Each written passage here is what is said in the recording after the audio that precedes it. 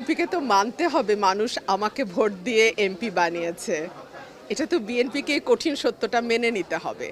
মানুষের ভোটের অধিকারে যদি দল বিশ্বাস করে, মানুষের পছন্দের প্রতি যদি আস্থা রাখতে হয় এবং আমরা যে গণতন্ত্রের কথা বলছি সেটা যদি মানতে হয়, তাহলে আপনি যে প্রশ্ন করছেন যে আজকে একটি দল এই অনুষ্ঠান বর্জন করেছে, তাদেরকে তো আমার বলতে হবে যে তাহলে তো আপনারা গণতন্ত্রে বিশ্বাস করেন না, মানুষের রায়ের প্রতি আপনারা শ্রদ্ধাশীল নন।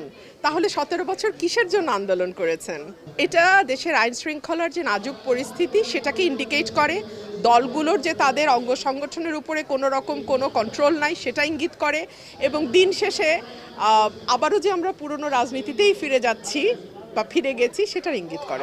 আজকাল তো গণমাধ্যম কেবল 26টা চ্যানেল নয়, আজকাল প্রত্যেকের হাতেই গণমাধ্যম আছে। যে যে শুনতে চায় তারা শুনতে পারবে। এভাবে তো আসলে কারো বক্তব্য প্রচার বন্ধ রাখা যায় না। আমরা শেখ হাসিনার আমলে দেখেছি যে জনাব তারেক রহমানের বক্তব্য প্রচার নিষিদ্ধ ছিল এবং সেটা কোর্টের আদেশ দিয়ে নিষিদ্ধ ছিল। সেটা যদি গণতন্ত্র না হয় তাহলে এটাই বা কী করে গণতন্ত্র হয়? নিশ্চয়ই, কারণ দেখুন, উনি বাংলাদেশের নাগরিক, ওনার পরিবার এবং ওনার বাংলাদেশের রাজনীতিতে দীর্ঘদিনের অবদান আছে, এবং ওনার পরিবারকে সপরিবারে হত্যা করা হয়েছে, এবং বাংলাদেশের স্বাধীনতা সংগ্রামের তখন আওয়ামী লীগ ছিল একমাত্র রাজনৈতিক দল। তো সকল কিছুর বিবেচনায় ওনার বয়সও হয়েছে।